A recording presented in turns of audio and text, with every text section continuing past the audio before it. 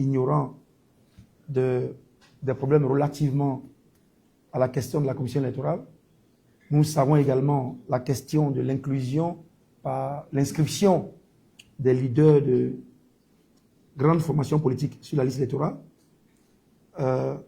Nous savons également que certaines préoccupations sont soulevées pour que le processus aille dans un sens qui emporte l'adhésion de tous.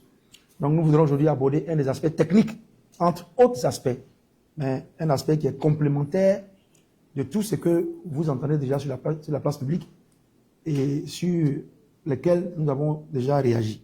Aujourd'hui, on parle du parrainage.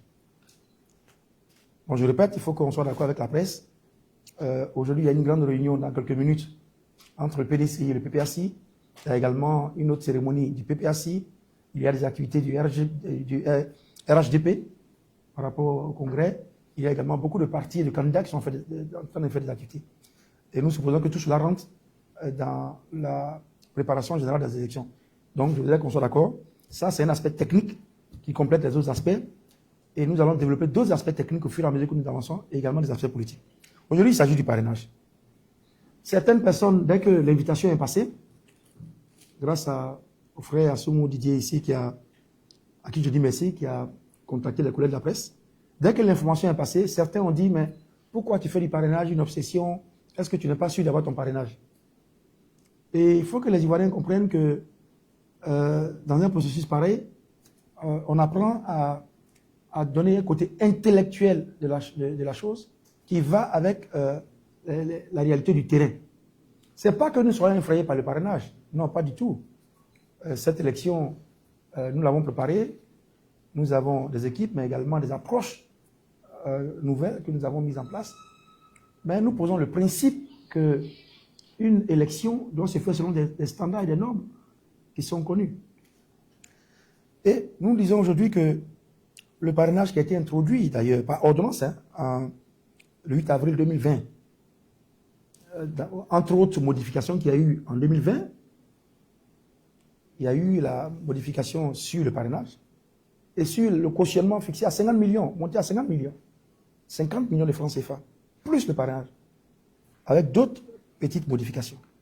C'est cette ordonnance de 2008 là, qui est revenue encore en 2025 et qui a modifié certaines dispositions, un article de la question du parrainage.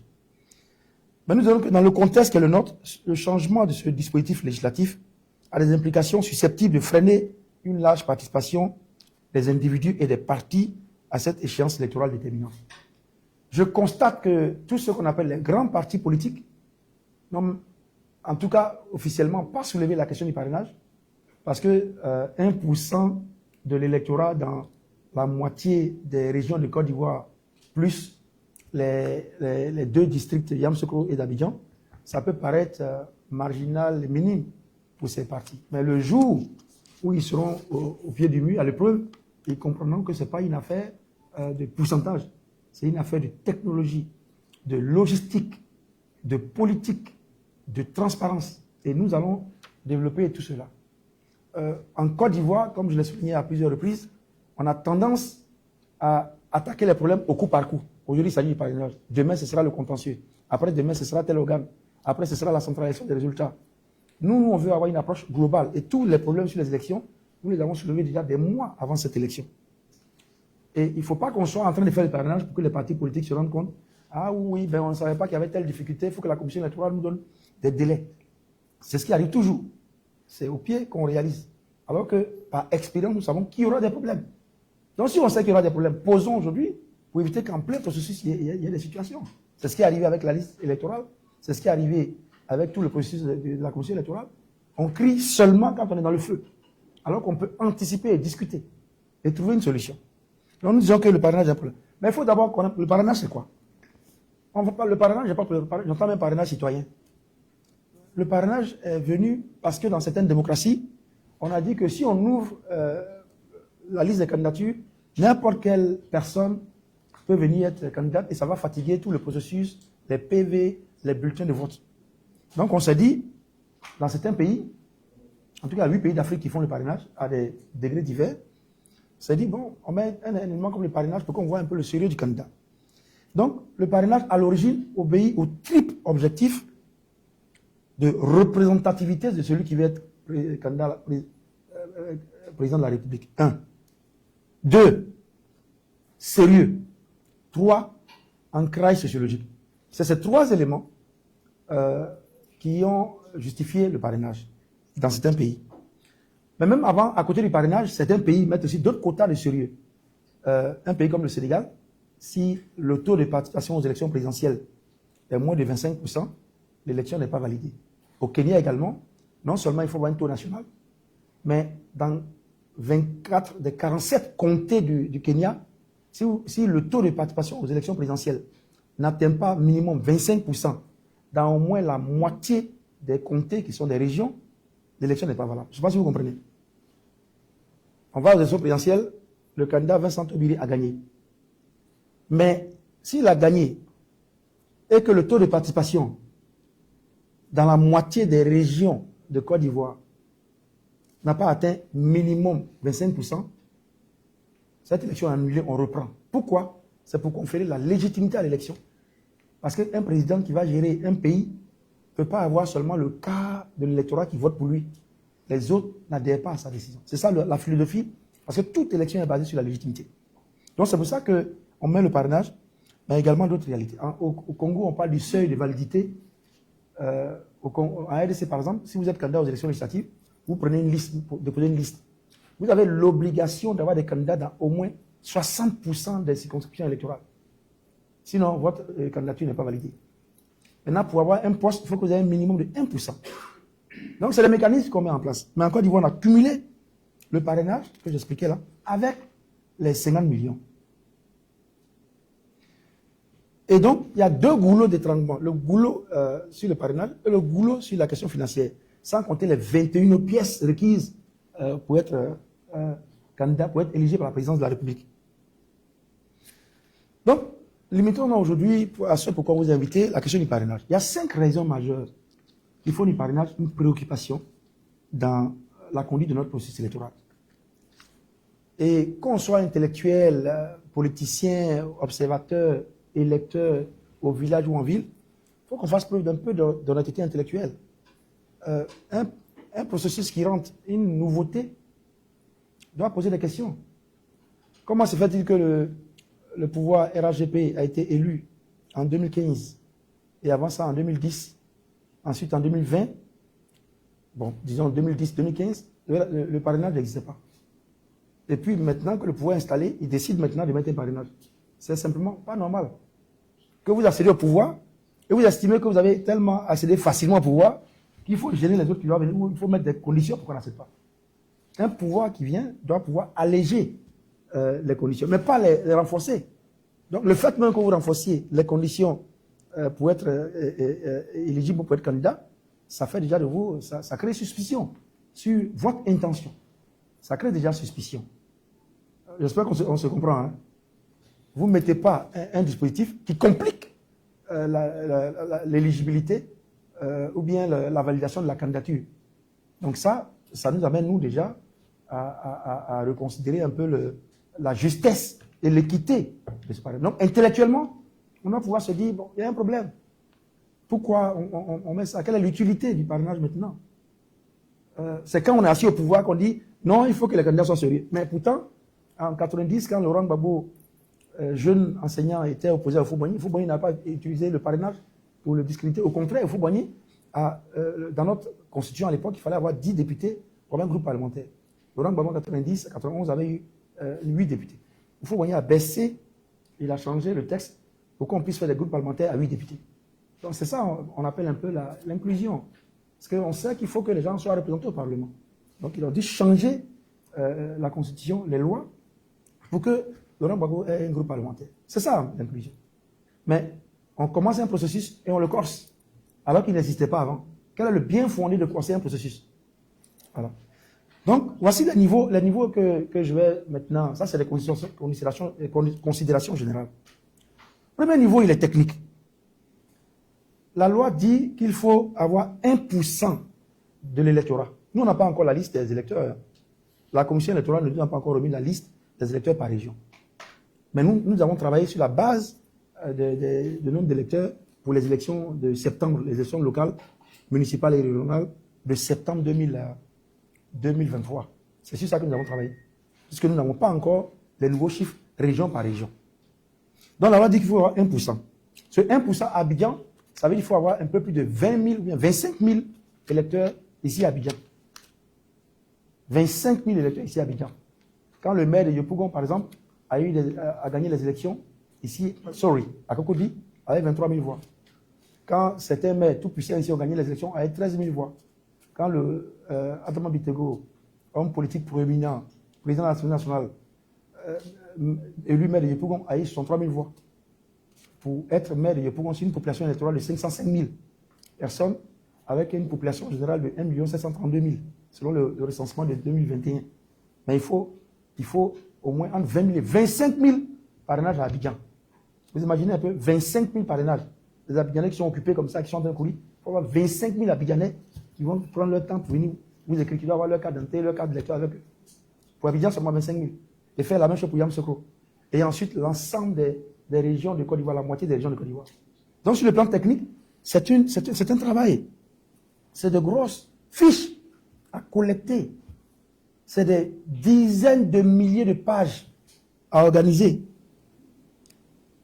Et même si vous êtes un candidat très organisé, ça demande une administration très rodée pour pouvoir faire ça, parce que c'est les gens qui remplissent.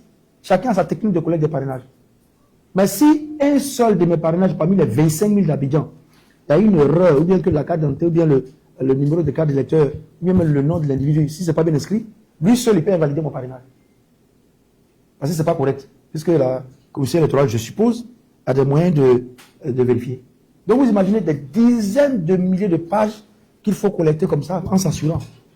Même quand c'est informatique. Moi, j'ai fait les élections un peu partout en Afrique, comme vous le savez. Et prenons un cas que je prends souvent, celui de Djibouti. Djibouti, quand moi je travaillais à Djibouti, ils avaient 1 500 000 population. 1 500 000. Et la population électorale, à cette époque-là, était environ de 150 000. Mais les palabres qu'il y a eu sur la liste électorale, c'est 150 000 personnes. La liste électorale de Cocody, c'est 273 000. Donc la liste électorale de Cocody est pratiquement 2 fois plus forte que la liste électorale de tout le pays de Djibouti. Mais malgré les 150 000, on a dû reprendre parce qu'il y avait des doublons, il y avait des problèmes. C'est dire qu'une liste électorale, il y a toujours des délicatesses dedans. Donc vous demandez de faire un parrainage avec des dizaines de milliers de pages sans aucune faute humaine. Ce qui, manifestement, peut être difficile. Ensuite, si vous réussissez à faire le travail des dizaines de milliers à Abidjan, Yamoussoukro et la moitié des régions, que vous avez tous vos cartons, quand vous venez à Abidjan, vous allez maintenant taper. Non seulement vous donnez les documents physiques à la commission électorale, mais vous compilez ces dizaines de milliers de 1 peut-être à 57 000. Du numéro 1 à 57 000. Vous donnez la version électronique et la version physique à la commission électorale. Vous voyez un peu la masse de travail que cela implique. Maintenant, un autre aspect technique que nous avons soulevé. Si la commission électorale croise vos parrainages, et puis elle estime que Dablé vous a parrainé, mais supposons que la commission électorale trouve que vous avez 2000 personnes sur vos 50 000, vos 40 000, vos 57 000, qu'il y a 2000 personnes qui ont parrainé d'autres personnes, parce qu'elle fait le croisement. Vous n'êtes pas là pour savoir parce que le croisement est fait pour qu'on donne le résultat. Et on trouve que soit 2000 n'ont pas des pièces exactes, soit ils ont déjà parrainé les gens. Vous disposez de quoi pour contrôler, parce que c'est technique. Vous disposez de quoi, vous, pour dire que ce n'est pas vrai ce que la commission dit. Maintenant, quand vos parrainages vont au Conseil constitutionnel, quelle est mon assurance que le Conseil constitutionnel a son personnel, ses machines, ses équipements pour faire un nouveau croisement indépendamment de la commission électorale, puisque c'est une instance judiciaire. Donc certainement, le Conseil constitutionnel va recourir à nouveau à la commission électorale pour dire donne-moi les preuves que tu as fait. Donc, du coup, son indépendance là devient un peu problématique. Parce qu'elle recourt à un organe technique qui lui a déjà pris sa décision. Donc voici un peu au niveau technique. La presse, je veux que vous le compreniez pour que vous ayez une conception très claire de cette question. Ce n'est pas une affaire de bon, je vais venir faire rapidement dans la salle. Voilà, il y a 20, 25 personnes dans la salle. Ils vont signer et puis je pars. Non, c'est tout le processus technique. Si la Côte d'Ivoire disposait d'un mécanisme informatique où Madame Georgette vient, elle dit, bon, moi je vais parrainer le candidat Vincent Aubérier. Elle met son système et puis elle clique. Quand elle clique, selon des applications, là, son parrainage est directement accordé au candidat Vincent Aubérier. Elle n'a plus la possibilité de cliquer. Ça existe ailleurs. Et donc, c'est très facile. N'importe qui peut parrainer, mais depuis, parce que quand il parraine, il ne peut plus aller ailleurs. Vous voyez? Mais ce niveau technique que je viens de vous expliquer montre que c'est vraiment assez délicat. Et même les partis, je vous le dis, hein, les partis qui n'en parlent pas, quand ils seront sur le terrain, ils vont se rendre compte que c'est plus compliqué que ce qu'ils voient, parce que eux, ils voient le pourcentage. Pas le niveau souterrain de sophistication qui complique les éléments. C'est quand ils vont déposer leur parrainage qu'on va leur dire que 2 personnes ont déjà parrainé, 2 personnes ont dit ah non, c'est pas ce qu'on avait dit, non, c'est pas ça. Il faut anticiper sur ces débats et voir déjà des éléments de blocage. Ça, c'est le niveau technique. J'espère qu'il a été assimilé. Il y a un niveau politique. En Côte d'Ivoire, les gens ne votent pas. Les gens ne votent pas en Côte d'Ivoire. C'est une tendance. Même les dernières élections locales où il y a eu la participation de toutes les forces politiques en septembre 2023 aux élections municipales et régionales. On a eu qu'environ 37% de taux de participation et puis 42% pour les élections régionales et les élections municipales. Les gens ne votent pas. Pour plusieurs raisons que nous pouvons expliquer après et sur lesquelles je suis venu dans d'autres interventions de presse. On a seulement voté dans notre histoire, là, le plus grand vote, ça a été le vote de 2010. Mais ça, c'est normal. Ça s'appelle les élections post-crise. Dans tous les pays en Afrique, les premières élections, après une crise, enregistrent le plus fort taux de participation comme jamais le pays a enregistré. Ça, c'est une tendance africaine. Voilà, vous allez dans tous les pays qui ont connu la guerre, Libéria, RDC, Soudan, référendum du Soudan, Sierra Leone. Il y a des pays qui ont eu une tradition électorale où les élections post-crise sont toujours élevées. Et chez nous, on a eu 83,13% de taux de participation, le plus grand taux de participation démocratique de l'histoire de notre pays. Au premier tour des élections, octobre 2010. C'était le plus grand taux. Et même au second tour, on est tombé à 81,12% au deuxième tour. Ça a même décliné. Donc dès qu'on a voté, il y a eu cet enthousiasme-là que le candidat Alassane Ouattara est arrivé deuxième, le candidat Laurent Gbagbo, on dit on va au second tour. Là même encore, il y a environ 2% des Ivoiriens sur les 82% qui ne sont pas allés voter. On est passé à 81,12%. Depuis lors, toutes nos élections, on oscille autour de 37, 23, 37%. Donc les Ivoiriens ne votent pas par habitude pour beaucoup de raisons sur lesquelles on peut revenir, que j'ai déjà élaboré sur la question des masses électorales. Nous avons aujourd'hui 8 727 431 électeurs en Côte d'Ivoire. Pourtant, pendant toute notre expérience, il n'y a pas plus de 4 millions d'Ivoiriens qui ont voté. Il y a environ 5 millions, 4,5 à 5 millions d'Ivoiriens qui n'ont jamais voté, qui ne sont pas concernés par le vote. Donc, la routine politique là fait qu'il y a des choses. Il y a beaucoup d'explications à ça. Mais venons-en à l'impact sur le parrainage. Des gens qui ne votent pas habituellement. Comment on pouvait leur demander de s'enthousiasmer pour aller parrainer des gens, de s'aligner, de donner leurs papiers? La pratique civique, politique n'est pas dans leur habitude. Et vous leur demandez d'aller parrainer. En supposant, comme je l'ai dit dans mon texte ici, que 10 candidats honnêtes, vont dans les mêmes régions pour parrainer des gens. 10 candidats. Ça voudrait dire quoi? Que chaque candidat prend 1%. Parce qu'il y a des candidats qui peuvent prendre 1,5% au cas où il y a des doublons, ils vont ajouter après, ils peuvent prendre 2%, il y en a qui peuvent prendre 7%, 10%. Parce que le parrainage a d'autres éléments derrière que je ne vais pas vous expliquer ici. C'est des approches des partis politiques et des candidats pour d'autres mécanismes qu'il y a derrière. Un candidat peut venir, au lieu de prendre 1% dans une région, il prend 10%. Les autres candidats prennent encore 1%. Quand vous cumulez, ça veut dire qu'on a environ, avant même le vote, le quart des votants ont déjà voté, ont déjà choisi. Ce qui n'est pas possible parce qu'il n'y a pas cet entrain là, au niveau du parrainage. Donc, le niveau politique qui a démontré pendant toutes ces décennies une participation basse va encore se manifester ici parce que les gens ils vont pas partir. Même parmi vous ici, même dans les staffs, il y a des gens même qui ne sont même pas inscrits, qui n'ont pas avoir l'idée même d'aller parrainer. Vous voyez? Donc, la participation politique étant basse, elle peut se répercuter sur le parrainage. Des gens peuvent être inscrits sur la liste électorale, mais ils n'ont pas les cartes d'électeurs, ils n'ont rien, mais ils sont inscrits, bon. Ils veulent parrainer, mais ils ne peuvent pas. Moi, il y a des gens qui m'ont appelé pour dire, bon, comment on fait? Est-ce que je peux retirer ma carte d'électeur? Parce que je l'ai plus depuis 2010, je n'ai plus voté. Quand il y a de l'enthousiasme, mais ils n'ont pas la matière, parce qu'ils n'avaient pas l'habitude de voter. Ça, c'est le niveau politique. Le troisième niveau, c'est le niveau sociologique. J'espère que la vidéo est prête que je vais présenter tout à l'heure. Dans un pays dominé par des clivages ethniques que nous connaissons, dans un pays dans lequel les bases politiques se font autour de la région, du village, c'est ma région, c'est mon village, les blocs politiques là, ils sont forts dans les bases culturelles. Ça, vous le savez. Donc, dans un pays où la politique souvent se fait autour de l'ethnie, il se peut qu'un candidat qui va dans un village, je ne vais pas citer un village ici pour qu'il soit sous la suspicion, mais il se peut que ce village dise non, nous on a notre candidat, toi tu ne vas pas venir ici pour te faire parrainer. Je peux aller dans une zone culturelle, on dit toi tu ne viens pas. C'est arrivé déjà où le RDA à l'époque a été interdit d'accès à certaines zones, le PDC a été interdit d'accès à certaines zones, le FPI de l'époque a été interdit d'accès. Donc il se peut qu'il y ait un mot d'ordre sociologique, que les gens disent vous ne venez pas chez nous. Qu'ils disent à leur population, si jamais quelqu'un vient ici pour prendre vos papiers là, ne lui donnez pas. Ça arrive. Parce qu'un cadre politique ne voudrait pas qu'un candidat vienne avoir ses parrainages chez lui au village, mais salut chez lui dans sa ville. Donc, dans un pays où il y a des clivages ethniques comme ça, vous demandez un parrainage. Donc, même s'il y a des gens qui me supportent, ils auraient peur, par exemple, du mot d'ordre qui a été donné discrètement ou officiellement. Donc, il y a l'aspect sociologique qui fait que ça peut freiner la collecte de vos parrainages. Les gens peuvent avoir de la sympathie pour vous, mais ils peuvent ne pas avoir la nécessité de vous parrainer. Est-ce qu'on se comprend? Le niveau sociologique dit que il y a des ethnies ou des régions qui peuvent dire nous on donne seulement nos parrainages. Et ça va arriver. D'ailleurs, regardez la vidéo d'une députée de la Nation. Je l'ai dit, il y a une interview à la RTI, je ne sais pas si la RTI est là. Mais voici une vidéo, on a la vidéo d'une députée de la Nation. Un exemple.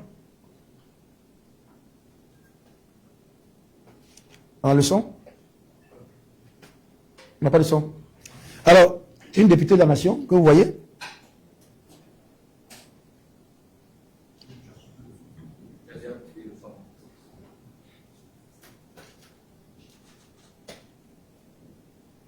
C'est ça la vraie technique là.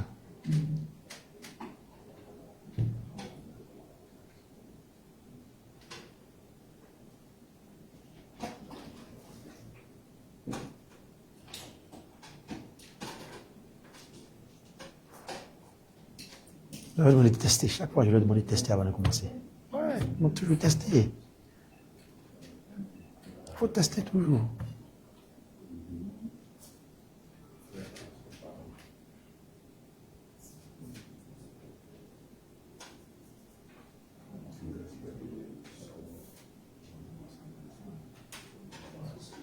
Bon, le son n'est pas là, mais regardez ce qui est écrit. Aucun candidat indépendant ne viendra ici parce que c'est le village de tant, parce qu'ici ce sont mes terres. C'est un député de la Nation qui dit ça. C'est une députée que vous connaissez très bien. Vous allez voir ça. Ça, c'est sur Facebook. Hein. Moi, j'ai pris ça sur Facebook. Ça circule depuis des jours. Voici ce que je disais. C'est le niveau sociologique.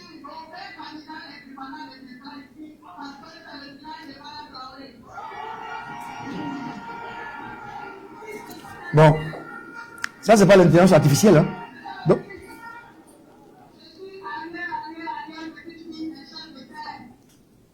voilà. Donc, aucun candidat ne viendra ici chez moi parce que c'est mon village. Candidat indépendant ne viendra. Donc, vous voyez un peu quand on parle du niveau sociologique, il ne s'agit pas de 1%, mais il s'agit de ce que des jeunes du village, des vieux du village, veuillent bien supporter quelqu'un, mais il y a des mots d'ordre. Et c'est ce que je dis dans une vidéo, avant même cela, que des cadres peuvent donner des mots d'ordre sociologiques. Voici un exemple. Ça va poser des problèmes de sécurité. Et ceux que vous envoyez pour aller collecter le parrainage, les êtres humains, ils auraient peur pour leur sécurité. Ils peuvent être lynchés, ils peuvent être ostracisés, ils peuvent être séquestrés. Et voici un exemple de ce que nous disons. Comment vous pouvez permettre de faire un parrainage dans un environnement pareil, et puis actuellement où les camps sont totalement opposés les uns aux autres. Donc ça, c'est le troisième niveau qui crée notre réserve vis-à-vis du parrainage. Ensuite, il y a un niveau très important que je veux que vous reteniez, c'est le niveau sécuritaire. À lui seul, ce niveau sécuritaire suffit pour qu'on annule le parrainage. Parce que nous sommes en Côte d'Ivoire. Dans cette salle, il n'y a personne dans cette salle qui n'est pas un parent qui a été tué, qui a été blessé, qui soit en exil, qui a été chassé pendant la crise de 2010. Il n'y a pas une seule personne dans cette salle qui n'a aucun contact avec quelqu'un qui a été tué, blessé ou qui a subi des avaries pendant les élections de 2010. Nous tous en Côte d'Ivoire, on est liés d'une façon ou d'une autre à des gens qui ont été massacrés ou qui ont été blessés Nous tous. Alors, comment un pays où il y a eu 3000 morts officiellement, on ne compte même pas les morts du côté de la rébellion. On ne compte même pas les morts, les 85 morts de 2020. Mais disons même 3000 morts. Pourquoi il y a eu des morts? C'est à cause de l'intolérance politique, à cause des choix. Moi, j'étais il y a 2 jours seulement, peut-être que vous allez voir la vidéo, à Dioko Carrefour. Officiellement, à Dioko Carrefour, un petit village là, de Dioko, qui est dans Dioko, il y a eu 800 morts. Il y a eu 800 personnes tuées. Parce qu'elles sont PPACI, parce qu'elles sont RDRHP, parce qu'elles sont PDCI. Vous allez là encore, vous allez là-bas, il y a l'association des veuves de Dioko Carrefour. Il y a ceci, cela. C'est des choses qui sont assez frappantes. Donc, ici, là, à Abidjan, dans nos quartiers, partout, à Yopougon, à Cocody, au plateau, il y a des gens qui sont morts. Il y a des grands, au haut niveau comme au bas niveau, qui sont morts parce qu'on les soupçonnait d'être tel ou tel parti politique. Comment, dans un contexte pareil, vous pouvez demander à quelqu'un, viens, donne-moi tes papiers. Tu montes ton numéro de téléphone, ta carte d'identité, ta carte de lecteur. Tu vas me parrainer. Mais les gens auraient peur de vous parrainer. Nous, on a des amis même qui sont avec nous, mais qui ont peur de s'afficher à côté de nous. Il ne faut pas qu'on voit parce que, on ne sait jamais, hein, moi, tu sais, mais c'est ce qui se passe dans notre pays. Qui va venir vous parrainer? Sachant que si on découvre qui vous a parrainé, ça peut lui être préjudiciable. Un pays où il y a eu 3000 morts, où il y a eu 87 morts, où en 2000 il y a eu 147 à 300 morts, où chaque fois qu'il y a élection, il y a mort. Justement parce que tu es de tel parti, tu es de tel parti, tu es de telle ethnie, tu es de telle religion, comment on peut dire à quelqu'un de remplir une fiche, de s'identifier et puis de donner? Alors que nous savons qu'en 2000, encore une fois, aux élections de 2023, il y a des gens qui ont été appelés, qui ont été menacés par des candidats sur d'autres listes, parce qu'ils ont aperçu que certaines personnes étaient sur les listes de candidats. Donc, le niveau sécuritaire, lui seul, il suffit pour que nous disions, non, il faut arrêter. La Côte d'Ivoire n'est pas suffisamment réconciliée. Elle n'est pas suffisamment, elle ne vit pas suffisamment dans la cohésion aujourd'hui. L'intimidation et les violences politiques sont encore présentes. Pourquoi on demande? Regardez les réseaux sociaux. Les gens vous insultent n'importe comment, pour rien. On s'en sait bille. Il y en a même qui présentent des machettes. Il y en a qui veulent tuer des gens, qui veulent sectionner des parties de leur corps. Des gens qui pensent que quand tu es dans un parti opposé, tu as une bête qu'on doit manger. Et on vous demande d'aller prendre des gens qui vous aiment. Ils n'ont qu'à remplir une fiche pour donner. Avec le risque qu'ils soient violentés. Et ça, c'est normal. Et c'est ça qu'on veut que vous partagiez comme préoccupation. Si on est intellectuel, qu'on est du RHP, du PPA, du PCI, ou bien indépendant comme nous, il faut quand même avoir la lucidité de comprendre que ça pose problème. Ça pose problème. Donc, cette 4e raison est la raison fondamentale qui doit faire que la Côte d'Ivoire n'est pas suffisamment mature pour faire ce type d'opération. Parce que le parrainage, c'est un prévote, mais violé. Quand tu vas voter, tu cliques, tu mets dans l'urne. Personne ne sait que tu as voté pour quelqu'un. Mais le parrainage, tu as toute ton identité. Et puis le papier circule. Le papier circule. N'importe qui peut savoir qu'il a parrainé. Et puis, c'est électronique, tout. On peut savoir que telle personne. On peut savoir qu'il a obtenu son parrainage dans telle région du nord de la Côte d'Ivoire, il est parti, ou dans telle région du sud, dans telle région du centre. Avec des problèmes possibles pour ces personnes-là. Et c'est des hypothèses qui ne sont pas que théoriques, mais qui sont déjà arrivées en Côte d'Ivoire ici. Donc, le niveau sécuritaire doit prévaloir dans la décision de la commission électorale. Même si c'est un test qui a été mis à sa disposition. Dernier point qui fait que le parrainage est un obstacle, c'est le niveau, ce que j'appelle le niveau affectif. Moi, j'ai parlé à des gens qui disent, écoute, Zotobi, nous là, moi je suis tel, hein. Je suis PDCI, je suis PPACI, mais moi, bon, j'apprécie ta candidature, mais moi je vais voter pour mon parti. Mais je peux te parrainer. Donc, dans la tête des gens, de ce que, en tout cas, nous, le petit tour qu'on a fait là, les gens pensent que le parrainage, c'est la présidentiabilité. Le monsieur pense que parrainer, c'est qu'il peut te sentir comme président, quoi. Donc il te parraine. Mais c'est pas pour lui, c'est pas le vote. Quelle est la conséquence? Ça veut dire qu'il peut te parrainer et puis parrainer quelqu'un d'autre. Mais réserver son choix définitif le jour du vote. Donc il peut, de bonne foi, parce qu'il t'estime, il te suit, donc il te voit comme quelqu'un avec qui il peut sympathiser. Mais ça ne veut pas dire qu'il va voter pour toi au final. Donc lui, il va te parrainer. Oui, c'est le niveau affectif. Voilà, dans sa tête, tu es présidentiable. Mais dans sa tête, tu n'as pas le choix qu'il a. Mais donc, il peut te parrainer sans vouloir voter pour toi. Et de la même façon qu'il te parraine, il peut parrainer quelqu'un d'autre.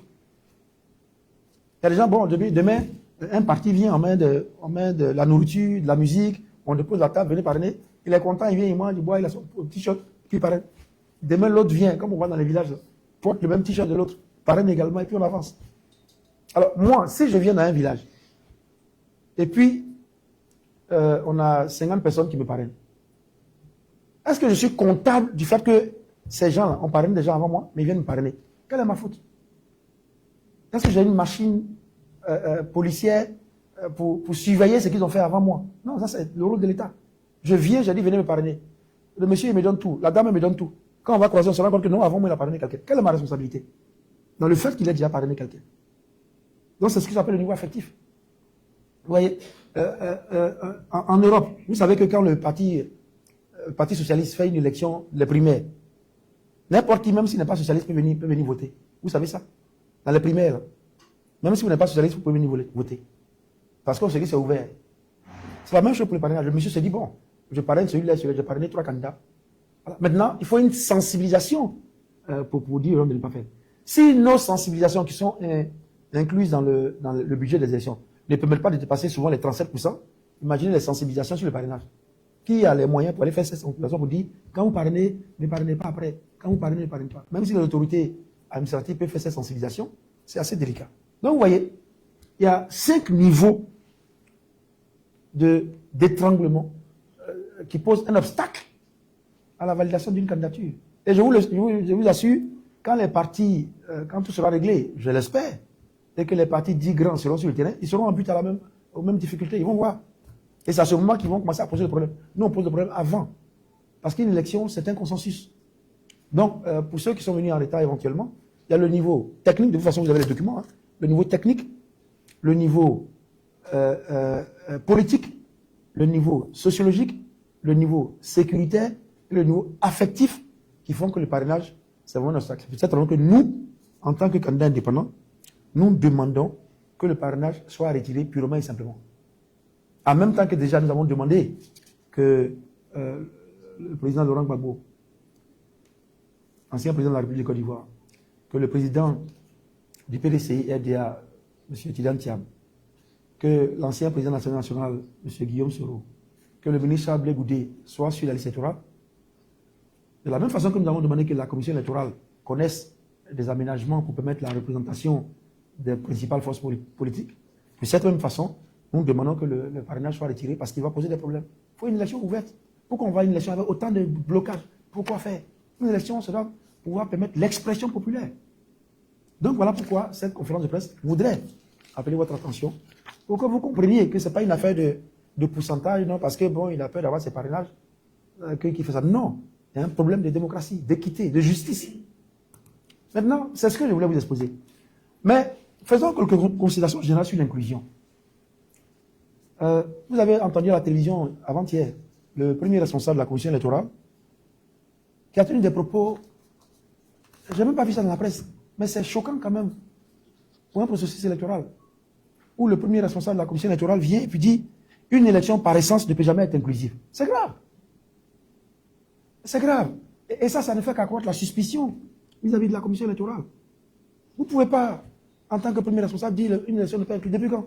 Et on m'a donné des repères. On dit non, avant l'élection c'était pour handicapés. Qui a dit ça? Tous les principes universels qui gouvernent les choix des peuples posent comme principe premier l'inclusion. C'est la déclaration des droits de l'homme. Mais à côté de ça, moi, en tant que individu, j'ai travaillé dans beaucoup de pays et par la grâce de Dieu, j'ai contribué à la rédaction de certains des textes quand j'étais à l'étranger. J'ai contribué à la rédaction de certains des textes qui gouvernent les élections. Et je vais vous donner ça tout à l'heure, c'est également là. J'étais membre du groupe qui a rédigé les PMO, Principles for Election Management, Monitoring and Observation, qui est un texte moteur qui a été adopté en 2003 en Afrique australe, qui pose des principes d'inclusion dans les élections partout en Afrique. Je suis un des auteurs de ce texte-là, quand je travaillais à l'international. Allez également fouiller les archives des Nations Unies. Je suis une des personnes qui ont lancé le DOP, Declaration of Principles des Nations Unies, en 2005 aux Nations Unies, avec, à l'époque, le secrétaire général des Nations Unies, et puis d'autres personnes. Hein?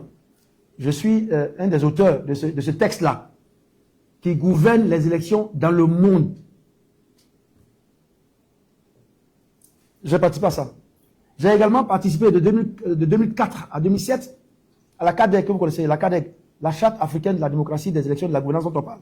C'est mon institution, EISA, Electoral Institute for Sustainable Democracy in Africa, qui a travaillé avec l'Union africaine. J'ai participé à la rédaction de la Charte africaine des droits de l'homme, des élections et de la gouvernance, qui stipule qu'il faut le maximum d'inclusion et qui pose des principes généraux d'inclusion dans un pays. J'ai travaillé avec la CEAC, COMESA, IEC, SADC, SADC-PF, Ligue arabe, et même le protocole additionnel de la CEAO, on a contribué à son implantation dans les élections. Donc, modestie mise à part, dans le monde, là, les principes généraux des élections, là, nous avons participé, moi, en tant qu'individu, en tant que Vincent Tobirier, j'ai participé à ça. Et tous les textes sont là. Aujourd'hui, vous allez Google, vous allez trouver. Et si vous le voulez, je vous donne ça aujourd'hui. Alors, quand moi, je regarde aujourd'hui, plus de 20 ans, 22 ans, 23 ans plus tard, après ce travail-là, on me dit que l'inclusion, c'était pour les handicapés, c'était pour les aveugles. Je suis choqué. L'inclusion, c'est la base des élections. Et les principes généraux des élections consacrent cela. Je ne parle pas de ce que les autres ont fait, je ne parle pas des autres textes. Je parle des textes fondateurs dont j'étais partie prenante, moi-même en tant qu'individu, quand je ne savais pas qu'un jour j'allais rentrer en Côte d'Ivoire. Il y a de cela 20 ans, maintenant 22 ans. Donc l'inclusion est gouvernée par des principes universels, qui sont aujourd'hui des textes qui nous lient. Donc ce n'est pas une affaire de... Non, même le mot inclusion, ça veut dire quoi? Mettre ensemble. Mettre ensemble, inclusion.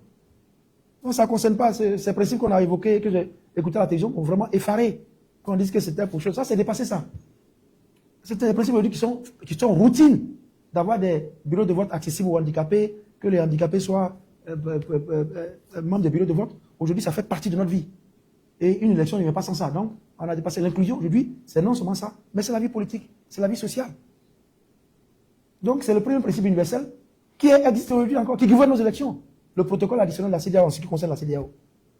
La Charte africaine de la démocratie, des élections et de la gouvernance en ce qui concerne l'Union africaine. Le DOP, Declaration of Principles, pour ce qui concerne les Nations Unies dans le monde. Et puis d'autres textes qui existent. Ils consacrent l'inclusion. Donc, soyons un peu respectueux des normes mondiales. La Côte d'Ivoire, je répète toujours, n'est pas un pays qui se trouve sur la planète Mars ou sur Jupiter. C'est un pays qui est à côté du Libéria, à côté du Ghana, à côté du Sénégal, qui pratique ces tests-là. Et nous, selon dit, une élection, par essence, exclut les gens. Mais ce n'est pas possible. Deuxièmement, il y a, en matière électorale, l'inclusion est la norme. L'exclusion, l'exception. Parce qu'il faut ouvrir possible. La finalité d'une élection, c'est la stabilité, la cohésion, la paix, la démocratie. Donc, l'inclusion est la norme. L'exclusion, l'exception. Donc, pourquoi on ferme par différents leviers la participation de tout le monde aux élections? On prend un exemple. En 2016, la nouvelle constitution de la République de Côte d'Ivoire a retiré l'âge limite qui était de 75 ans mais qui est parti. Il n'y a pas eu beaucoup de vagues parce que, bon, on dit qu'il y a des citoyens qui ont de l'expérience et c'est prouvé, ils peuvent participer à la vie politique après 15 ans. Après 75 ans. Personne ne se plaint. Mais on enlève le levier de l'âge en haut et puis on ferme en bas certains leviers parce qu'on estime que telle personne ne doit pas participer. Pourquoi on enlève le levier de l'âge limite et puis on restreint le boulot en bas par le parrainage, par d'autres artifices, par les listes électorales et on dit non, on ne doit pas le faire. Vous voyez? Donc, l'inclusion, il faut la faire partout, au sommet, dans tous les textes. On ne dit pas qu'on ouvre le test n'importe qui vient. Il y a quand même des critères, mais des critères consensuellement admis. Donc, ça, c'est une autre considération sur l'inclusion. Troisième considération, tellement l'inclusion est importante, on parle des systèmes électoraux. Je ne vais pas vous embrouiller avec des thèmes techniques. Les systèmes électoraux, c'est le mode de représentation. En Côte d'Ivoire, on a ce qu'on appelle le first past the post, c'est-à-dire le système majoritaire aux élections législatives et les autres élections. Le first past the post, c'est tu votes pour ton candidat. Voilà. Tu votes pour un candidat. Mais on a également les systèmes proportionnels où, moi, ma liste, par exemple, est nationale. Donc, j'ai le nombre de députés qui correspond au nombre de voix que j'ai obtenues. Donc, c'est pas comme, on dit, les députés de Goïtafla, il est député de Dabou, il est député d'Odiéné, il est député de Bédiala. Non. Ça, c'est le système majoritaire. Mais beaucoup de pays, parce qu'ils ont justement des divisions en leur sein, ils ont mis en place des systèmes électoraux. Et ces systèmes électoraux ont un seul objectif, c'est permettre l'inclusion. Pour vous dire à quel niveau l'inclusion est une obsession permanente dans l'organisation des élections. Donc le système électoral, c'est les modes de représentation. Chez nous, on a tous les systèmes.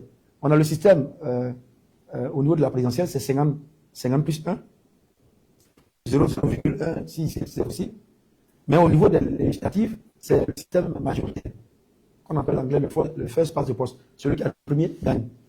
Mais au niveau des municipales, on a les proportionnels locales. C'est une liste qui gagne, et puis localement, la liste élit le président du conseil régional ou le maire. Donc on a un peu une combinaison de ces systèmes-là. Donc il y a certains pays même, pour pousser l'inclusion, ils ont mis en place des systèmes pour pousser très loin l'inclusion. Vous dites que l'inclusion n'est pas un choix, ce n'est pas optionnel, c'est obligatoire. Et un pays comme l'île Maurice, où nous avons travaillé quelque temps, il y a le BSL, l'île Maurice. BSL, Bus Loser System. BLS, pardon. Bus Loser System, BLS. Qui est un système où, parce qu'en île Maurice, vous avez tout le monde des descendants d'origine chinoise, d'origine européenne, d'origine noire, d'origine métisse. C'est le pays où il y a toutes les races du monde. Et ils sont des minorités. D'abord, le pays est petit, et puis il y a des minorités dans petit. Il y a des îles où se trouvent des populations particulières. Donc, ils ont dit, bon, si on fait un système ouvert, peut-être que les gens, les descendants chinois n'auront pas de choses. Peut-être que les descendants indiens n'auront pas de vote. Donc, ils ont le Bus Loser System qui permet de partager les sièges de façon que celui qui perd les élections, mais qui obtient un peu de voix quand même qu'il a perdu, il soit au Parlement quand même. Ça, c'est l'inclusion. Vous avez d'autres pays qui mettent en place, un pays comme la Tanzanie, il y a une partie proportionnelle où on réserve 30% du siège des votes en dehors du vote, 30% aux femmes. Donc vous votez, mais le parti qui aura eu beaucoup de votes au niveau, quand on agrège le calcul national, on divise, on prend 30% du Parlement pour les femmes. C'est pour l'inclusion des femmes. Et puis il y a un exemple que je n'aime pas prendre parce que les gens l'ont galvaudé, c'est l'exemple du Sénégal. Même le Sénégal a ça. Le Sénégal, c'est une démocratie bâtie sur l'inclusion, malgré les aspérités, les péripéties que la démocratie congolaise a connue, sénégalaise a connues. Ousmane Sonko, qui est aujourd'hui un mythe, une personnalité respectée en Afrique. Ousmane Sonko s'est présenté aux élections législatives de 2017, il a perdu. Il a perdu en 2017 sur le vote direct. Mais comme le Sénégal a une combinaison de système électoral qui veut l'inclusion, ils ont ce qu'on appelle la proportionnelle partielle. Où tu as perdu là, mais ton alliance a obtenu beaucoup de voix. Donc les voix de ton alliance, il y a des sièges au Parlement réservés pour ça. Et on a fait le calcul de ces voix-là.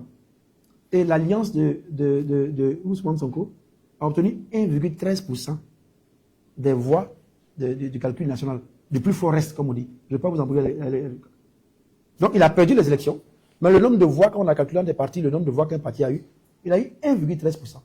C'est grâce à 1,13% que Sonko a été repêché comme seul candidat de son alliance pour être député en 2017. Il a eu 1,13% des voix. Je dis 0,1%, 13%. 0,13%. Même pas 2%. Mais comme le système est inclusif, il a été député. Mais qu'est-ce qu'il est devenu aujourd'hui? Ah, c'est peut-être qu'il n'a pas été élu en 2017. Peut-être que tout ce que nous connaissons aujourd'hui ne serait pas arrivé. Mais il a été élu. 3 ans plus tard, l'homme qui a échoué, mais qui a obtenu 1,13% sur l'agrégation des votes, 3 ans plus tard, il a eu 15,67% en élection présidentielle de 2019 au Sénégal, venant 3e, pour ensuite obtenir avec son parti 54% en 2024. Donc l'inclusion, ça ne peut pas être la vie politique, ce n'est pas de permettre aux opposants forcément d'arriver. Voilà, il faut que vous mettiez ça dans votre tête. Donc, même en matière électorale, les systèmes de représentation permettent aux gens de s'exprimer, d'être présents et de participer à la vie politique. Et plus on participe à la vie politique, plus on a un espace ouvert, il n'y a pas de carcan, il n'y a pas d'opposition. Chacun cherche sa nourriture, comment faire pour travailler, comment pour la santé, la sécurité. Et non plus, vraiment, ce parti doit tomber tous les jours en Côte d'Ivoire. On dit le pays va tomber demain. Ah, on va voir. Le RHDP dit, on va leur prouver qu'ici, là, c'est nous seuls qui sommes là. On est là depuis 100 ans. Le PCI, nous, on va leur montrer notre capacité de frappe. Le PPAC dit, bon, vous allez voir, trop c'est trop. Mais parce que le système n'est pas ouvert. Il y a un moment quand même où les Ivoiriens, on s'est dit, pourquoi on doit rester de là. Donc voici même un levier de l'inclusion. Un autre élément de l'inclusion qu'on voit ailleurs, je ne vais même pas parler même du rôle du Lesotho, où je travaille également. Lesotho, en 98, il y a eu chose, le pays s'est effondré à cause des élections où un seul parti a gagné toutes les voix. Le pays s'est effondré. Et les réformes ont été mises en place à partir de 2002. Le Lesotho a eu un nouveau système électoral qui lui a permis d'être où il est aujourd'hui. Voilà. Donc, enfin, sur la question de l'inclusion, Il faut retenir que le rôle d'une commission électorale dans l'inclusion est important. C'est fondamental. La commission électorale n'est pas un tribunal. C'est un organe, c'est une institution. Ce n'est pas un tribunal qui se dirait sans état d'âme. Non, ce n'est pas un tribunal. C'est une institution que la République a mise en place pour arbitrer, pour gérer les élections. Donc, elle ne peut pas se comporter comme si elle était un tribunal qui exécutait. Même encore même dans un tribunal, même, il y a certaines considérations qui doivent être prises en compte. Donc, la commission électorale a un rôle de facilitation et d'arbitrage. De ma modeste expérience, j'ai eu la chance de travailler avec l'AEA, l'autorité électorale des commissions électorales d'Afrique. Je travaille également avec SADC-ICF, le forum des commissions électorales d'Afrique australe. Et maintenant, il y a l'organisation des commissions électorales. J'ai formé des présidents de commissions électorales, j'ai formé des commissions électorales par le passé. Et tout ce qu'on leur dit, c'est ce côté conciliateur. Vous n'êtes pas compétiteur. Vous êtes conciliateur. C'est vous qui gérez. Hein? Vous avez un rôle de facilitation. Et la commission électorale, vous conseillez l'État en tant que commission électorale. C'est vrai que les tests sont pris, les décrets sont pris à cause de notre organisation institutionnelle. Les décrets et autres sont pris par le président de la République, par le Conseil des ministres.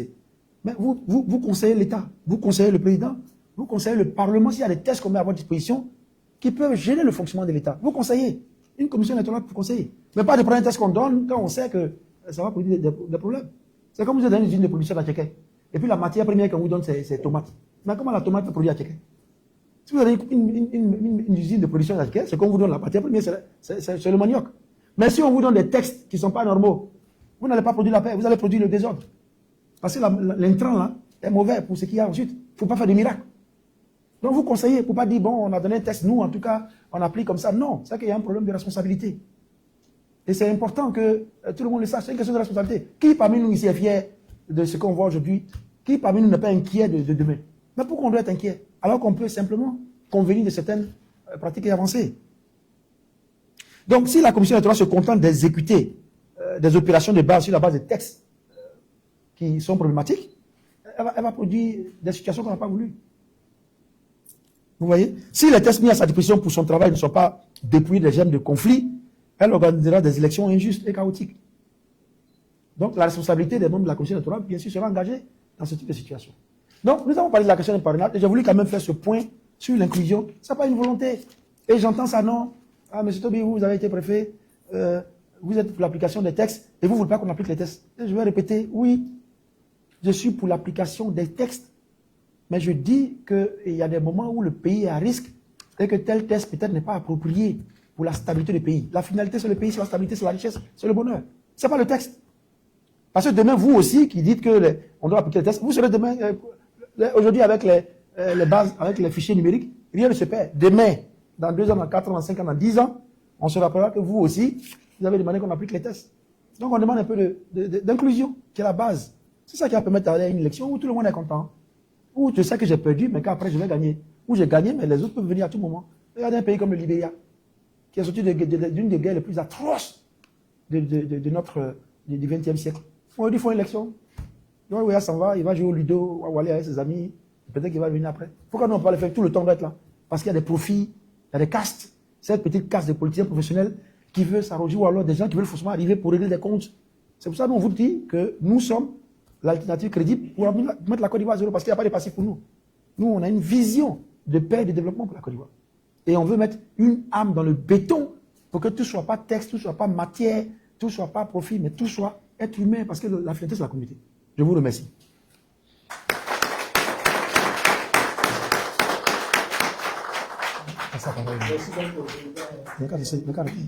Non, il n'y a qu'à arrêter, c'est pour toi qui dis jamais, il faut le dire. Je vais laisser la parole au docteur Camara qui va assurer la modération pendant les échanges que vous aurez. Merci de votre intérêt. Docteur Camara, à vous la parole. Merci. Merci, Président Vincent Tobi. Merci pour ce cours magistral et pour nous avoir partagé votre expertise. C'est toujours un plaisir de vous écouter. Nous nous sommes bien délectés, je pense, au vu de l'intérêt, de la concentration et de l'attention que l'auditoire affichait. Maintenant, nous sommes à la phase des questions-réponses. Je suis presque sûr que beaucoup d'entre vous ont besoin d'éclaircissements, ont besoin de savoir plus, et l'occasion vous est donnée. Alors, nous allons libérer la parole afin que vous puissiez poser vos questions au président, à la limite même le cribler de questions, afin qu'il puisse vraiment éclairer définitivement vos lanternes.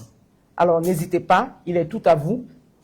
Et moi, mon rôle sera de récupérer les questions et de les lui adresser, tout simplement. Donc, la première personne qui veut poser sa question dans la presse, une dame, et ça fait plaisir de voir une dame. Donnez-moi votre nom, s'il vous plaît. Bonjour, je m'appelle Mata Touré, je suis journaliste à Radio de la Paix. Radio de la Paix, Mata. Merci infiniment pour ces précisions. Alors, beaucoup de thématiques ont été développées. Il y a pas mal de points. À la presse seulement. À la presse, pas aujourd'hui, à la presse seulement. À la presse. Si ça finit aujourd'hui, Dans la quintessence du message presse. qui est passé, est-ce qu'on peut revenir sur les points saillants de toute cette présentation, vraiment qu'il a voulu mettre en exergue, et vraiment les points les plus importants? Je vous remercie infiniment. Merci, madame. Nous allons prendre la deuxième question. Bon, je ne vois pas l'auditoire, hein, mais vous pouvez vous lever. Ah, d'accord, allez-y. Monsieur Omar Abdelkader, bonsoir. Monsieur le Président, moi j'aurais une question relative à l'exemple du Sénégal que vous avez aussi donné. Vraiment, je me suis très bien écoutant. Vous dites, non seulement vous énoncez le parrainage qui apparemment est pratiqué au Sénégal, dans le même Sénégal aussi, il y a eu l'application de la loi, il y a des candidats qui ont été exclus. Ils ont réussi à mener les processus jusqu'au bout. Ça veut dire qu'il y a forcément des postes de sortie tout en respectant la loi. On ne va pas dire que tout est vraiment négatif, qu'il faut tout rejeter à partir. Non. Le Sénégal, comme je l'ai l'exemple, tout ce qui se fait, ça a été fait au Sénégal. Il y a des candidats dehors, justement, ça vaut que les gens aujourd'hui, il a été nommé dehors, mais il a su faire quelque chose. Je veux dire, est-ce qu'il n'y a pas une autre option possible que de dire forcément, si quelqu'un n'est pas dedans, c'est que nous avons pu proposer d'autres alternatives si vous avez tant d'expérience. Il y a plus d'alternatives possibles. Tu as pris mon retour, il va dire qu'il faut donner la presse seulement. Vous êtes là, c'est où vous nouvelles? La presse seulement. La presse.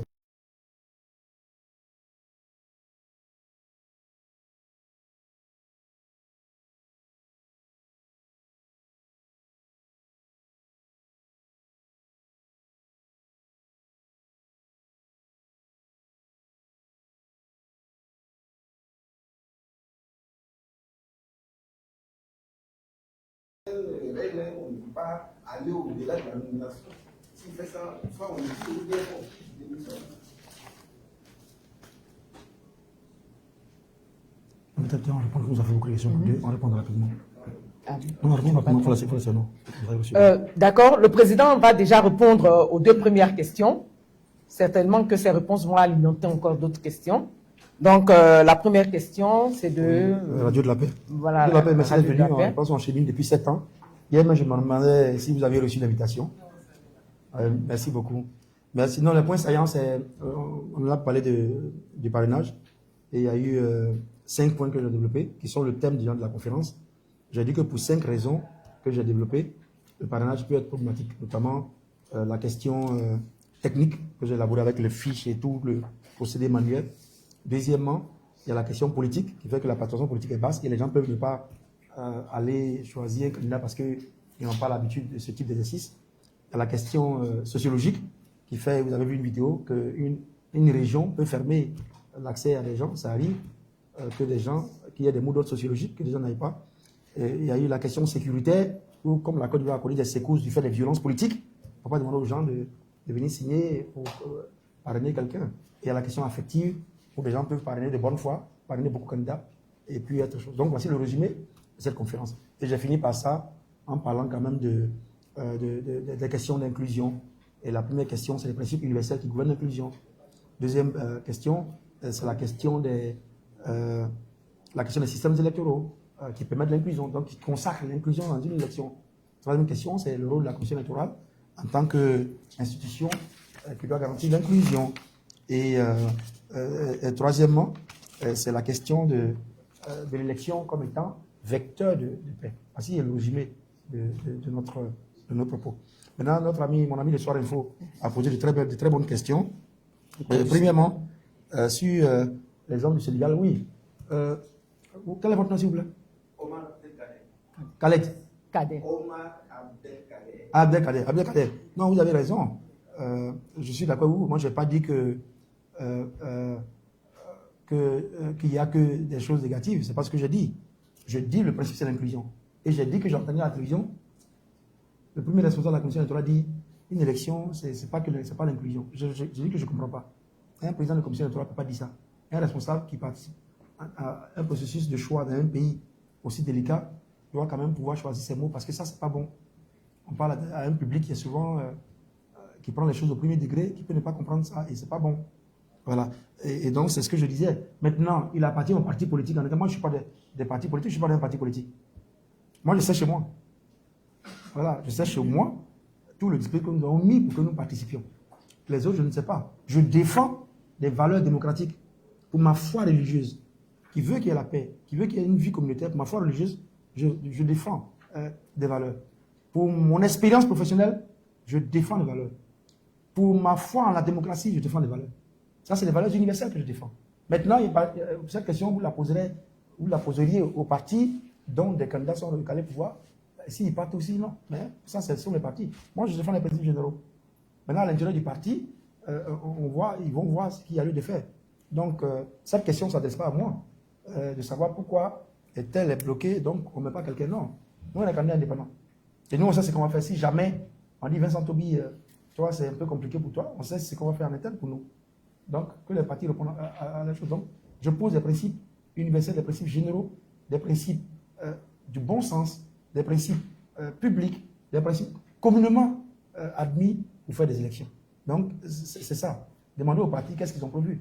Oui, toutes les élections ont des cas, ça peut être compliqué. Il y a des gens qui étaient en prison pendant qu'il y avait des votes. Il y a des gens qui avaient des procédures judiciaires qui pendaient sur eux. Ils sont allés, ils ont gagné. Il y a des gens qui sont sortis de prison 10 jours après, ils ont gagné. Et il y a des gens qui ont été écartés, mais qui ont fait passer d'autres. Ça, c'est les partis qui choisissent. Moi, je prends des principes généraux. Et ces principes, ce n'est pas aujourd'hui que je les défends. Je les ai défendus en Afrique et dans le monde pendant 20 ans. Je n'ai fait que ça, que de défendre la démocratie. Et c'est ce que je fais, fidèle à ma foi en Dieu, mais à ma foi dans la démocratie et dans les valeurs. Voilà. Ensuite, sur la question de l'application des textes, oui, c'est pratiquement la même question. Ce que je dis, monsieur, moi j'ai travaillé, j'ai formé, j'ai accompagné des processus électoraux. Et notre rôle, c'est de dire, attention, ça ne va pas dernièrement, l'année passée. Et l'année passée, ces 2 dernières années, j'étais dans certains pays. Et notre rôle en tant que consultant, c'est de dire, ce texte-là va créer problème. On nous écoute, on ne nous écoute pas. Celui-là va arriver. Donc, ne vous enfermez pas dans le juridisme d'une élection. Si vous vous enfermez dans le juridisme pour dire ce texte a dit ça, en fait, tel machin, il y a un problème. Je vous donne un cas ici. Il y a un pays où il y a le candidat majeur de l'opposition qui était soupçonné d'avoir une autre nationalité. Et il y a un document publié par un grand pays du monde où on avait vu que dans le voyage, ce monsieur, il a 2 passeports de nationalités différentes du pays. En Côte d'Ivoire, c'est quelque chose du pain béni qu'on allait prendre pour écarter. La commission électorale a dit non, parce que ça va encore créer des conflits. C'est vrai, on a eu tout ça, mais on avance parce qu'on veut créer l'inclusion. Et cette commission électorale, elle avait 26 candidats. Elle a mis tous les candidats, 26 candidats. Et elle a écarté 2 candidats parce que les 2 candidats, là, vraiment, ils n'avaient même pas certains documents. Mais le Conseil constitutionnel, qui en dernier ressort valide, après il a dit, bon, les 2 là, qu'est-ce qu'il y a? Il les a appelés pour dire, bon, est-ce que vous pouvez compléter les choses? Et puis les 26 ont complété. L'élection est arrivée, il n'y a pas eu de parole. Non, c'est ça qu'on dit là. Aujourd'hui, il y a des gens qui sont dans une position forte. Peut-être parce qu'il y a des situations qui les favorisent. Ils veulent l'application de la loi. Mais ça sert à quoi d'avoir cette application et puis demain, de passer 3 ans sur réconciliation, on va se mettre ensemble, gouvernement d'union, gouvernement de ceci.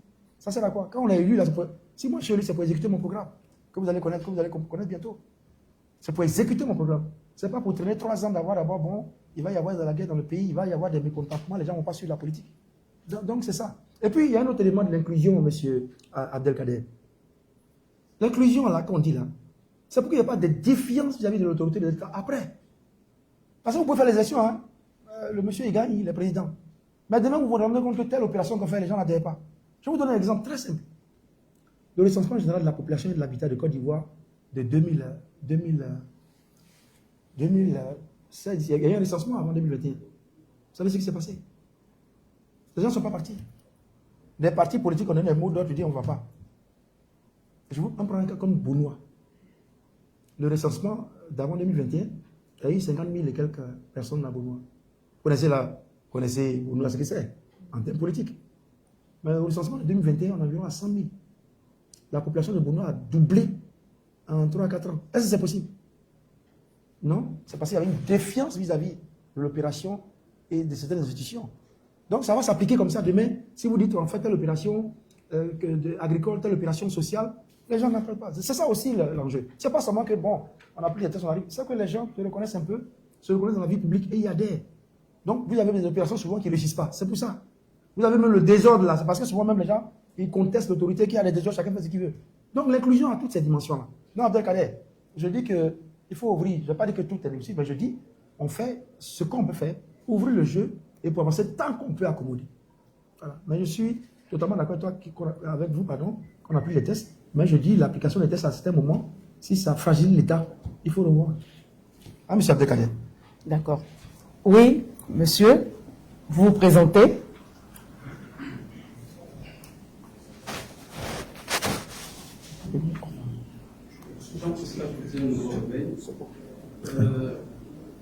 Le président, vous avez soulevé une question essentielle, notamment ce que vous voulez déterminer, et vraiment un frein véritablement l'émanation de la démocratie en Côte d'Ivoire. Qu'est-ce qu'il faut faire pour vous en État? Quand on regarde notre condition électorale qui est inquiète, avec les déclarations du président de la Commission, je pense que qu'est-ce qu'il faut faire véritablement pour que les questions que vous soulevez soient prises en compte, que nous puissions connaître une élection inclusive et au moins qui puisse amener à la tête. C'est quel nom? Jean-Pascal du Nouveau Réveil. Jean Pisca. Jean Biscard. Je pense que vous voulez me faire répéter les choses que vous allez mettre à la une de votre journal demain parce que ça défend le parti qui supporte votre journal, n'est-ce pas? Mais vous m'avez déjà mis à votre une, donc ce que je dis, c'est ce que je vais répéter. Aujourd'hui, la Côte d'Ivoire est à un niveau où nous avons une tension politique que nous n'avons pas vue depuis longtemps, qui devient récurrente. Et nous devons arriver aujourd'hui à un accord politique. J'ai même vu la vidéo d'un haut responsable, c'est une ancienne vidéo, qui disait non, quand on arrive à ce niveau-là, il faut l'accord politique. Il faut une approche politique. Et moi, je demande aussi l'approche politique pour que la Côte d'Ivoire mette un peu de calme dans ce processus pour qu'on ait tous le consensus minimum qu'on peut avoir. Ça, je l'ai déjà dit. Je veux que des boulots tels que le boulot du parrainage soient totalement retirés pour permettre qu'on participe. Parce que c'est quoi? C'est de ne pas avoir 26 000 candidats, mais il y a d'autres éléments qui sont déjà des éléments qui peuvent éliminer des candidats. Parce que c'est quoi? C'est d'avoir 26 PV qu'on va remplir. Ou bien que le bulletin unique soit trop long, ce n'est pas des bulletins qu'on va faire comme ça. Donc, c'est ce que je dis, que la commission électorale soit un peu ouverte.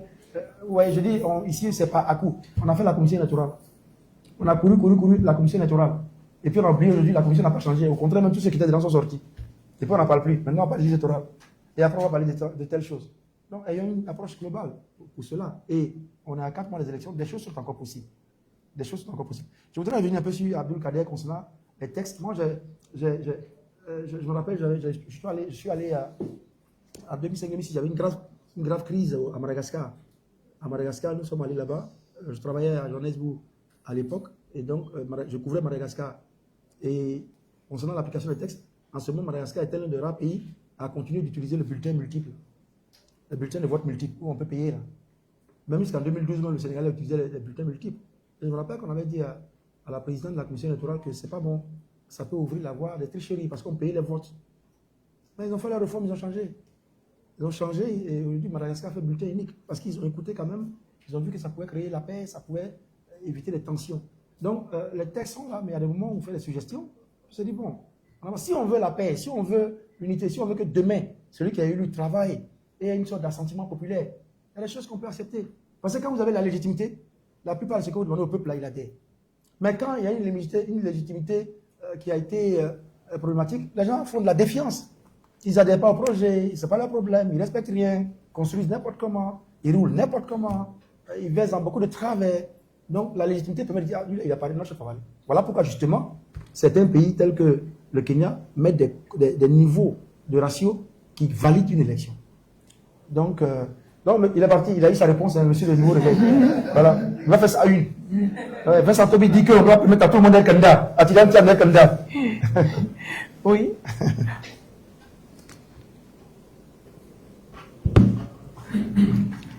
Présentez-vous. L'homme. D'accord. Et sommet. Opinion plus. D'accord. M. Vincent, vous avez semblé faire le conseil du système de parrainage comme blocage aux élections. À ce qui me semble, à mon avis, qu'à l'issue de ce procès, vous avez plaidé pour les autorités puisque vous devez se boucler pour une élection inclusive. Si malgré tout les autorités n'essaient de pas avec votre plaidoirie, est-ce que malgré tout vous irez à ces élections et être sûr de remporter la pratique? Désolé, merci beaucoup. Nous posons des principes de droit, des principes administratifs, des principes de normes, des principes démocratiques dans le cadre du débat. Mais nous allons jusqu'au bout, nous faisons notre travail et il y a des personnes dans cette salle qui savent que nous avons mis en place des dispositions pour le parrainage. Nous attendons que la CEI nous remette. On a eu une réunion avec la CEI le 23 à laquelle nous allons participer. Il y a même depuis hier, j'ai appris que les autorités administratives sont en train de faire des réunions sur le parrainage avec les représentants locaux des partis politiques. Donc ça a déjà commencé. Dès que nous aurons nos documents, nous allons nous déployer et nous allons vous tenir informés éventuellement des progrès sur le terrain. Mais nous allons jusqu'au bout. Nous apprécions à chaque niveau, mais pour l'instant, nous allons jusqu'au bout. Au fur et à mesure qu'on avance, à chaque niveau, on apprécie les circonstances, ce qui se passe. Et on vous tient informé. Mais nous voulons une élection qui se tienne. Et ça j'insiste. D'ailleurs, j'avais, lors de ma dernière intervention de presse, parlé du boycott. Et ça va revenir après. Même le boycott, il y a un coût pour le pays. Et on ne souhaiterait pas qu'on paye encore le coût pour ce pays-là. Donc nous, on continue. Pour l'instant. D'accord, nous allons revenir devant. Allez-y, monsieur. Pas oublier derrière. Pas oublier derrière, oui. Oui. Il ne faut pas oublier derrière, parce que tu m'as interrogé personne derrière. Dans le fond, quoi. Vous vous présentez, s'il vous plaît. Je suis Samuel Tadio, journaliste à l'Infodrome. Infodrome. La question de mon confrère, parce qu'on se connaît au pays, il n'y a même pas de dessus à le parrainage. Il y a eu d'autres et ça n'a pas changé. Qu'est-ce que vous faites si ça ne change pas? Une dernière question. À vous écouter, à vous entendre, vous êtes dans l'opposition, ça c'est clair. Et aujourd'hui, on constate qu'il y a un resserrement de l'opposition. C'est-à-dire que la semaine ensemble, vous avez suivi dans l'ordre préliminaire, il y a une rencontre entre le PDCI, le PPACI, quelques deux. C'est-à-dire que l'opposition est en train de resserrer les rangs. Est-ce que vous pensez que. Il faut dire, nous allons faire le photo à partir de derrière ici, de toute la salle. Quand il faisait le photo à la salle, n'était pas fait. Je mets derrière la salle. Vous cherchez à la limite des parrainages. Est-ce que vous ne pensez pas que ce serait mieux de se mettre avec les autres sur votre message plus porté? Merci. Oui, merci beaucoup, monsieur. Je profite pour vous dire merci, parce que j'ai vu que vous avez également publié notre déplacement au nord de la Côte d'Ivoire ce week-end-là. Merci beaucoup, l'Infodrome. Et puis merci pour tout ce que vous faites pour nous d'ailleurs. Depuis toujours. Je suis un peu votre média. Oui, c'est vrai, on parle et souvent ça n'avance pas. Ça, c'est vraiment dommage. Mais c'est parce que ça n'avance pas qu'on doit en parler encore. Moi, je suis contre la résignation.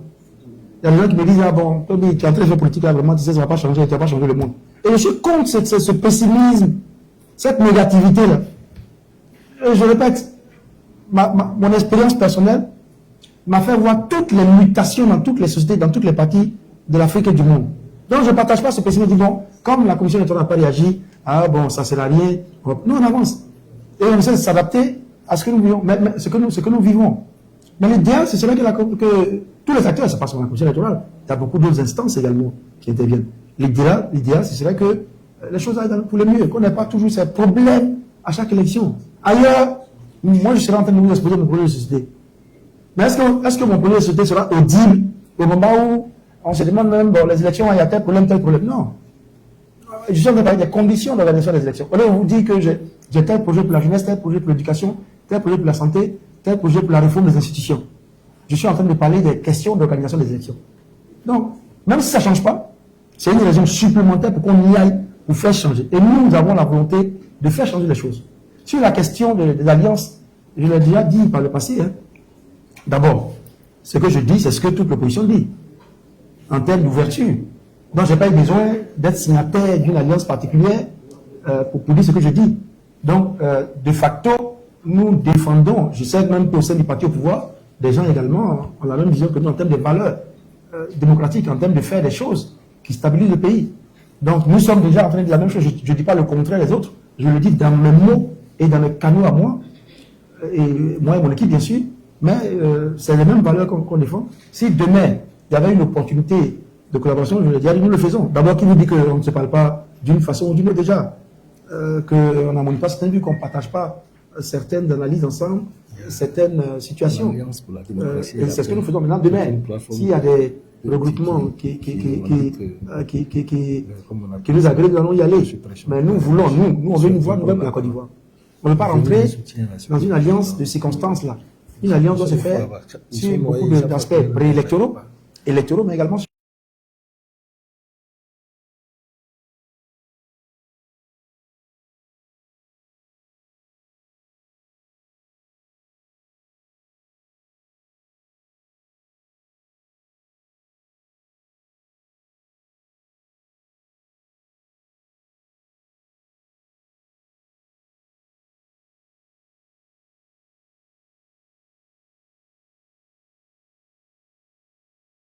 PCI qui se sont mis ensemble à partir de 2011, qui ont gagné et qui ont gagné. Ça, c'est une coalition. Une coalition, c'est un regroupement stratégique de partis qui gèrent le pouvoir, qui partagent les institutions de la République, qui gèrent le pouvoir.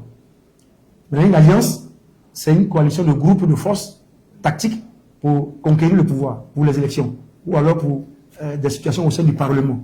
Vous comprenez? Donc c'est pas des coalitions qui sont là, c'est des alliances. Je ne sais pas pourquoi on choisit ce mot, parce qu'il faut aussi avoir, parce que chaque mot recouvre une réalité. Donc quand je vois coalition, bon, quand je vais parler, on dit non, vous avez me balader, mais vous avez me balader. Mais ce n'est pas des alliances, ce n'est pas des coalitions. Il y a une seule coalition qui était le RHGP, qui est devenu un parti, le RHGP, mais qui collabore aussi avec d'autres partis. Donc pour l'instant, ce que tu vois, c'est des alliances. Et les alliances se forment sur plusieurs critères. Il y a le critère idéologique, qui en Afrique n'a pas beaucoup de sens. Vous êtes de gauche, de droite, vous êtes écolo, vous êtes vert, vous êtes paysan, parti paysan, vous êtes cela. Donc le premier critère d'une alliance, c'est l'idéologie. Okay? Le deuxième critère, c'est l'histoire. L'histoire du pays, l'histoire des partis politiques qui sont là et qui ont collaboré, ou qui ont un cheminement qui les a rapprochés. Le deuxième critère pour qu'on se mette ensemble, c'est l'histoire. Le troisième critère, c'est également la vision, le projet de société que vous partagez, parce que vous dites demain, si moi je suis élu là, ma priorité c'est l'emploi des jeunes. Or lui là, sa priorité c'est de développer les noix de coco. Donc vous n'êtes pas des gens, non, c'est le projet de société. Maintenant, il y a des critères subjectifs, c'est l'affection. Entre vous et moi, on a des apparentés, on se connaît depuis longtemps, on parle facilement, on a allé à l'école ensemble, on a fait nos études à l'étranger ensemble. Donc il y a cette subjectivité qui rentre en ligne de compte dans les alliances, parce que souvent les alliances entre deux personnes qui ne se connaissent pas sont difficiles. Et puis dans le contexte africain, l'alliance aussi, il y a le côté régional, ethnique, religieux, qui font qu'on se connaisse. Donc il y a des critères scientifiques pour les alliances. Et quand vous ne respectez pas, ça sonne. C'est pour cette raison qu'il y a beaucoup de pays où vous avez des alliances, après l'élection, ça vole en éclat. Ça vole en éclat. Le RHGP a été l'une des alliances qui a eu la plus grande longévité. De 2005, Bédier et le président Nicolas Bédier, le président Hassan Ouattara s'est mis ensemble, jusqu'à pratiquement 2018. Le RHGP a connu pratiquement 13 ans d'une alliance, et c'est rare en Afrique. Il n'y a pas beaucoup de pays africains qui ont une telle longévité d'alliance, avant qu'elle éclate après. Ouais, c'est une alliance qui a eu une coalition et qui a éclaté. Donc si on se rapproche, c'est pour... Quand on ne fait pas ça, quand on dit, ah vraiment ce parti-là, il me plaît, monsieur là, moi, je l'ai mis, et puis on se met ensemble, demain dans le cheminement, on se rend compte que non, on n'a pas les mêmes idées. Et puis on éclate, on va ailleurs. Donc ça, c'est des éléments qui permettent de faire durer le rapprochement de partis politiques. Vous me suivez? Donc nous, oui, nous partageons déjà les mêmes idéaux, et c'est une opportunité de rejoindre, nous allons rejoindre. Merci, Président. Je voudrais à présent appeler l'Alliance Paix et Développement, qui est au fond de la salle, qui voudrait s'exprimer depuis un moment. Ici, Jacob Manu Koulibaly, ici le président du parti de l'intégration africaine, également président de l'Alliance de la démocratie et la paix, qui est le mouvement politique qui soit d'autres de la place qui a été parrainage. Parce que nous avons eu une invitation, on n'a pas été à écouter sur les candidats. Nous avons remercié M. le député, qui était très enrichissant. Le parrainage, c'est une pas. Il n'y avait pas de parrainage en 2019. Hein. Il n'y en avait pas en 2019. Non, oui, mais c'est depuis avril que ça a été. Ça veut dire. Qui a institué le parrainage, qui a modifié le code électoral. Pour ça, 2019, le parrainage est un peu de discours politique, avec un dialogue politique qui a été déterminé en termes de proportion, parce qu'il n'y a pas eu de rapport final de position du dialogue politique. Et à ce dialogue politique, l'État a pris le code électoral pour instituer le parrainage et la constitution à 5 millions. En 2020, on a implémenté le parrainage. Et je fais, c'est une contribution. En 2020, on a eu 44 dossiers de candidature. Sur les 44 dossiers de candidature, il y a 30 qui ont été éliminés par 2 critères. Les critères administratifs, les partis qui sont déjà plus à l'équilibre. Et puis il y a la caution. Ces 2 critères-là déjà ont éliminé 30 candidatures. Or, l'argument qui a permis de le parrainage, c'est que le parrainage allait empêcher les candidatures fantaisistes. Et nous estimons que déjà ces 2 critères-là sont lucratifs. Et le cautionnement déjà sont des critères assez compliqués déjà pour éliminer les candidatures fantaisistes. Et sur les 44, il y a 12 candidats qui ont réussi à franchir ces 2 étapes. Ils ont fini 2 étapes complet, ils ont payé 50 millions. Ici, il y a 12 candidats, il y en a 8 qui ont été éliminés pour le parrainage en complet. Et ces 8 là, pour nous, ce ne sont pas les candidats fantaisistes. Et l'argument, c'est que le parrainage était pour éliminer les candidats fantaisistes. Les 8 qui étaient éliminés, c'était le professeur Manu Koulibaly, ancien président de l'Assemblée nationale, qui a été élu pour candidature parrainage complet.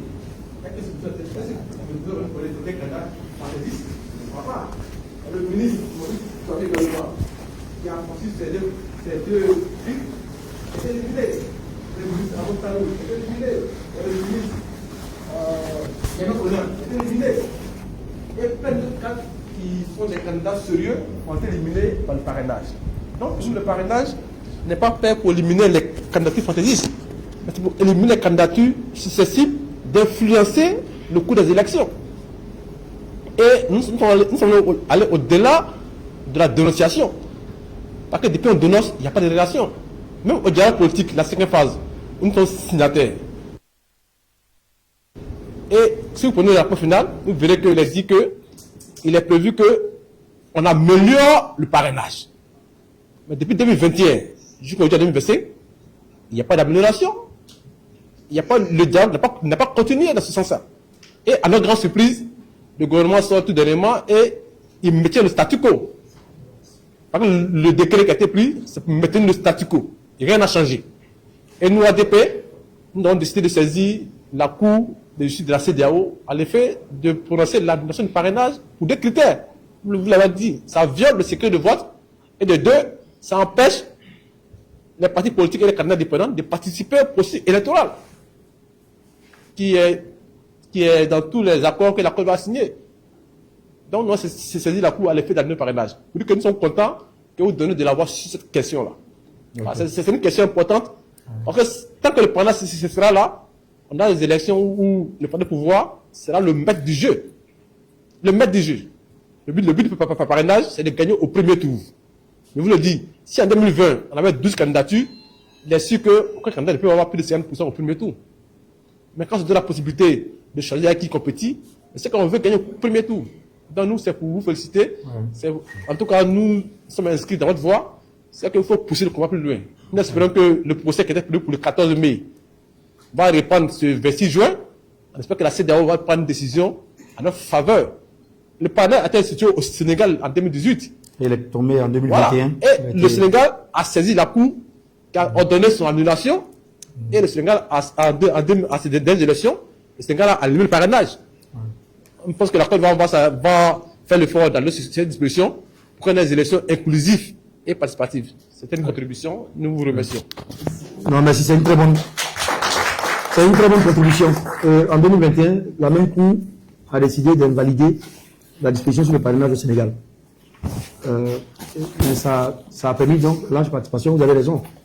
Parce que dans le contexte de tension qui était là, ça aurait été difficile pour ceux qui sont au pouvoir aujourd'hui au Sénégal d'obtenir ce parrainage-là. Donc je suis d'accord avec vous, monsieur, le parti... on dit quoi? Alliance Oui. pour la paix. On partage les mêmes valeurs, oui. Merci. Voici une dernière question. Ben, nous allons prendre une toute dernière, afin Si d'accord, on arrête. de permettre au président de s'exprimer. Y a-t-il une question? Bon. Merci. Sur ce, nous allons vous dire merci. Président, vous avez un dernier mot à adresser? Non, merci d'être venu. Merci d'être venu. Vous serez régulièrement invité pour des éléments particuliers au fur et à mesure qu'avance le processus. Mais avec le docteur Camara, avec M. Frédéric, avec le directeur de campagne, si vous avez des questions bilatérales pour plus tard, nous nous mettons à votre disposition pour échanger avec vous sur ces questions-là. Vraiment, merci beaucoup. Ce que nous voulons, c'est une Côte d'Ivoire en paix. Ce n'est pas une Côte d'Ivoire. Nous avons notre vision, nous avons notre amour tous pour le pays. Il faut une Côte d'Ivoire en paix. Il ne faut pas que la quête du pouvoir soit la raison de la déstabilisation d'un si beau pays. Merci beaucoup. Merci à tous et à nous revoir très bientôt. Merci, Président, pour votre espace. Merci. On va faire les interviews pour les amis.